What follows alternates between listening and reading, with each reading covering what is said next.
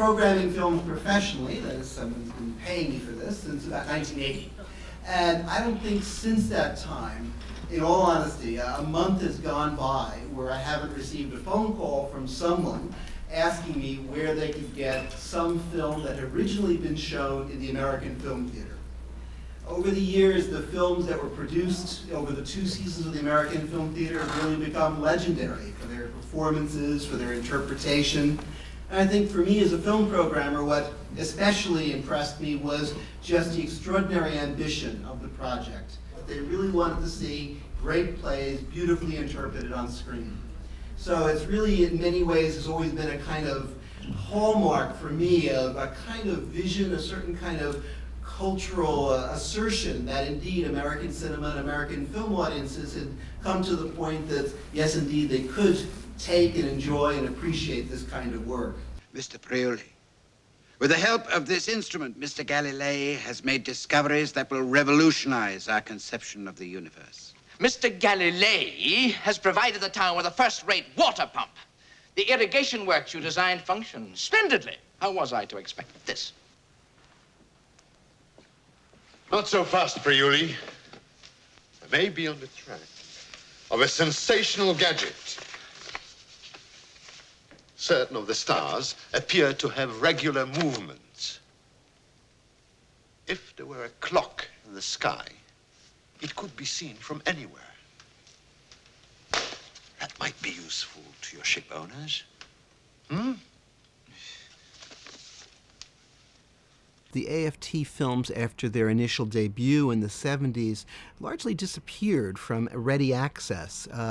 Certainly by the 1980s, it was very difficult to see any of them. They weren't available through normal distribution channels. Of course, DVD and video didn't exist just yet.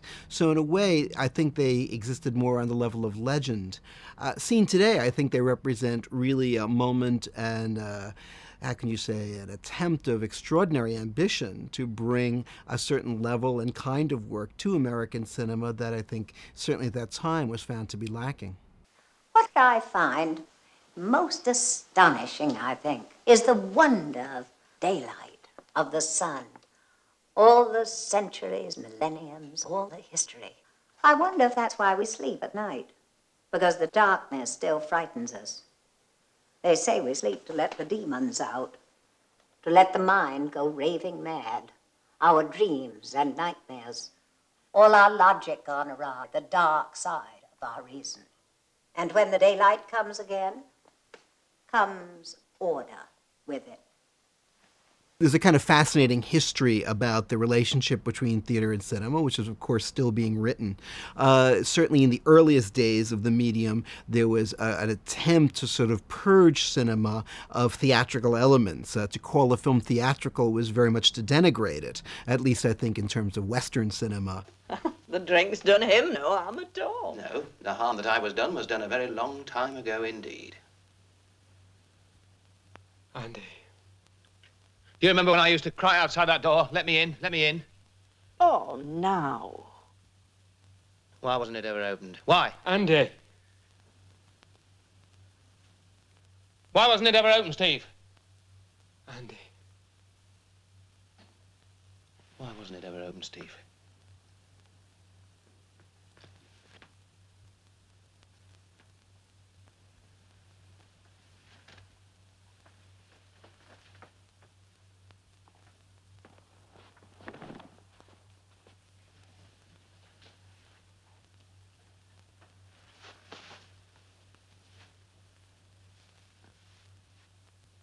The American Film Theater experience represented in America one of the more serious attempts to take major directors, give them good budgets, all-star casts, and tell them, make a film of this great play. And I think the best films in the series take that challenge very seriously and look to see how they can, in fact, provide a kind of encounter between something that's quintessentially theatrical with the cinematic medium.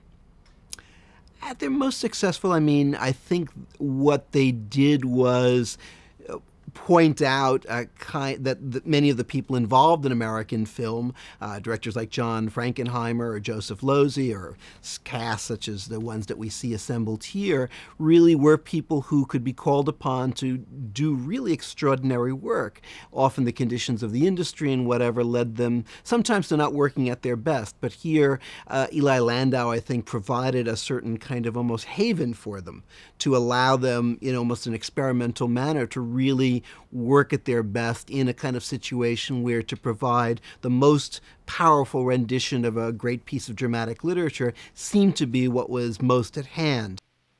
I've got to feel glad for her sake, because she's at peace. She's rid of me at last. And you can imagine what it was like being married to a no-good drunken cheater like me. And there was no way out of it for her, because she loved me. But now she's at peace, like she always longed to be. So why should I feel sad? She wouldn't want me to feel sad. Why, all that Evelyn ever wanted out of life was to make me happy. Probably the ones that really stick out in my mind are John Frankenheimer's The Iceman Cometh. Principally, I would say, for the great quality of its cast, and I think Frankenheimer's really profound understanding of the play. I think it's one of the versions that I think truly grapples with the enormous depths of what I at least personally consider, for what it's worth, one of the greatest works ever written for the American stage. The Homecoming, it's seeing, I think, Pinter done as it should be done. Pinter, for me, is someone who has so often been done poorly in the United States, and to sort of have this incredible record of precisely how I think that play should be spoken, how the characters should interact, whatever, is a great achievement. I'll always be glad to meet the wife, honest, I'm telling you. Mind you, she's a lovely girl, a beautiful woman. And a mother, too, a mother of three. You've made a happy woman out of her. It's something to be proud of. I mean, we're talking about a woman of quality. We're talking about a woman of feeling.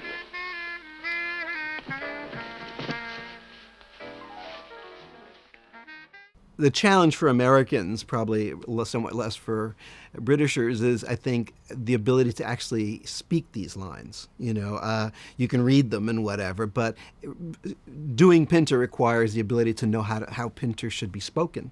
And I think, obviously, these people all do, and that's what makes it, I think, such a thrilling experience to actually hear this remarkable dialogue. But even, all remarkable dialogue can't be spoken, even by talented actors. You have to know the precise rhythms and, how lines come in and out of each other, and how some lines are kind of fades and some are jousts and some are, deceptions and things like that. And this cast, I think, has all that. And here I got a lazy, idle bugger of a brother who won't even get to work on time. The best chauffeur in the world. All his life he sat in the front seat giving lovely hand signals. You call that work? This man doesn't know his gearbox from his arse. You go and ask my customers. I'm the only one they ever ask for. What the other drivers do, sleep all day? I can only drive one car. They can't all have me at the same time. Anyone could have you at the same time. You'd bend over for $50 on Blackfriars Bridge. Me? For 2 bob and a toffee apple. Last year, when Sir Harold was here at Lincoln Center, and I had a brief chance to speak with him and mentioned, Butley and my good memories of it, he basically really saw himself as servicing Bates' performance. That for him, this was Bates' performance, and the idea was to get this camera out of the way. So for him, the actual filmmaking work wasn't that interesting. It was, if anything, how do I pare back so that I can let the performance shine through? Which I think was probably the right decision as somebody who maybe, wasn't that familiar with the medium in terms of direction and things like that. Probably the best thing was to play to the great strength of the piece, which was Bates' performance. So, sometimes I think, good cinema can also be made by going less as opposed to going more, realizing that the best thing for the camera to do is to sit there and record, because that alone is a remarkable ability. What did you have to work with? A razor? What did you use? And left one behind the fridge, to be exact. So, either mice have taken up shaving, or that stubble was sheared from her calves. I thought of mounting a tuft in a locket. You needn't have taken the only one we have. It also happens to be the only one I have. Couldn't you have shared Ted's? It's no pleasure slicing open my chin with my estranged wife's razor blade. The symbolism may be deft, but the memory still smarts. I didn't mean to take it, in point of fact. I put it in the bag without thinking. Lust is no excuse for thoughtlessness. And Bates was kind of a very interesting actor. I mean, still an interesting actor, but at that moment, I remember there was something that I think for me, he was one of those actors who helped define a sort of new kind of masculinity or sexuality in cinema. I mean, on the one hand, he was very handsome and was very sexy in his way. But on the other hand, there was always something about him that sort of reminded one of older styles of, manliness. So there was a way in which I think he was a really good asset for the series, because I think he was very much seen as an actor who, in his very presence, was kind of cutting edge. That he was someone who's always associated with works that were progressive in that way, or had something that was kind of daring about them. And he had obviously a good number of films before that time. So I think there really was the sense that the text, in most cases very famous works such as, The Homecoming, or certainly something like Three Sisters or Iceman Cometh. I mean, these are major texts. You don't want to really muck around with, the kinds of lines of dialogue. So part of the challenge was that the plays were going to sort of be respected in a way that perhaps they rarely had been in most adaptations. And that provided a special challenge to the filmmakers to find out ways of not getting rid of, for example, awkward scenes or something like that. You gotta believe me that I only sold him out just to get a few lousy dollars to blow in a whore. Now, there's no other reason, honest. For the love of Christ, will you leave me in peace? Don't keep still. You'll be saying something soon that'll make you vomit your own soul like a drink of nickel rot gut that won't stay down. No, you don't go. You gotta help me. Set him up, Rocky. I swore I'd have no more drinks on Hickey if I died of drought, but I changed my mind. God, he owed it to me.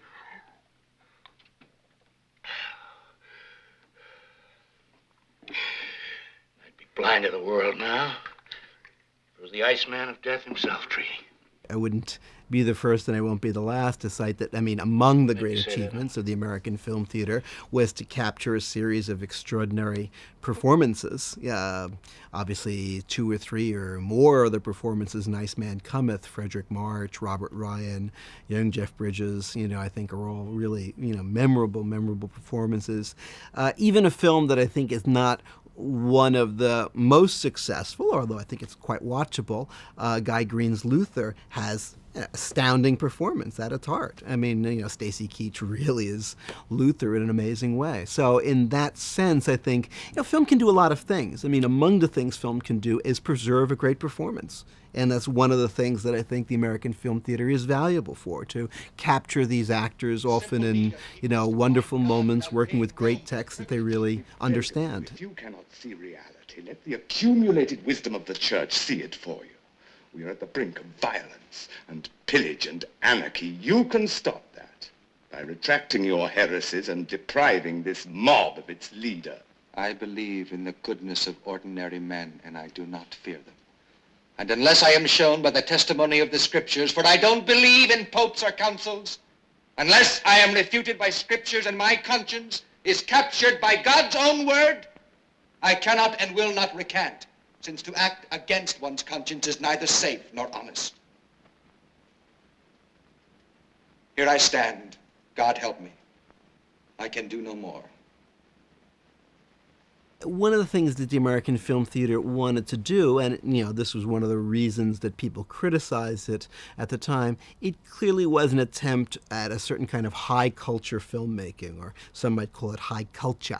There's a way in which it really wanted to sort of really be the best, to have an incredible pedigree in terms of plays, in terms of directors, obviously in terms of cast. In 4 weeks, you'll be a cultured person. Maybe you're right. Do you know anything of the avant-garde theater? Have you ever seen the plays of Eugene Ionesco? I never had the time. I was a phys ed major. I suppose you're right. I have to do something. Rather than performed that operation where they either adapted or sought to find a kind of cinematic equivalent. They started from the premise that these were plays. I think the most successful ones do that, and then go from there. And I think that's a very important thing to do. I mean, I think one way of adapting theater is to confront theater head on.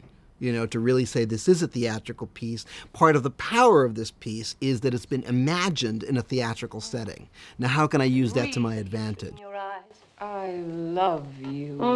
As one loves one's mistress, no doubt you love me and you respect me.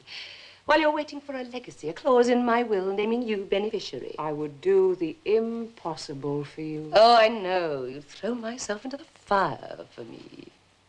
Fasten the hook. Don't pull so hard. You're trying to bind me up. Stop pawing at me. Keep your distance. You smell like an animal.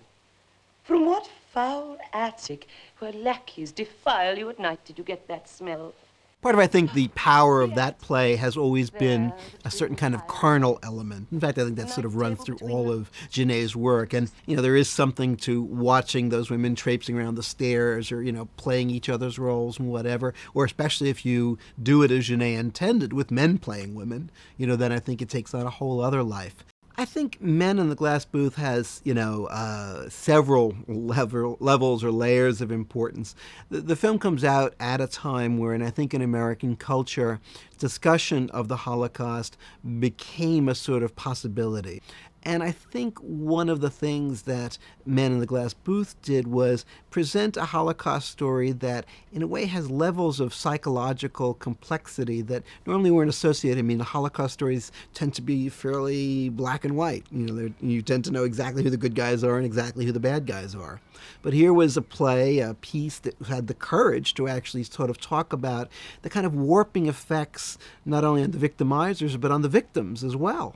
At the time, I remember, when I first saw it, thinking this is an enormously brave piece because you're taking a subject that was already fairly shrouded in a kind of, awesome respect, and a kind of very clear sense of how things should be done, and suddenly opening it up and making it much more complex.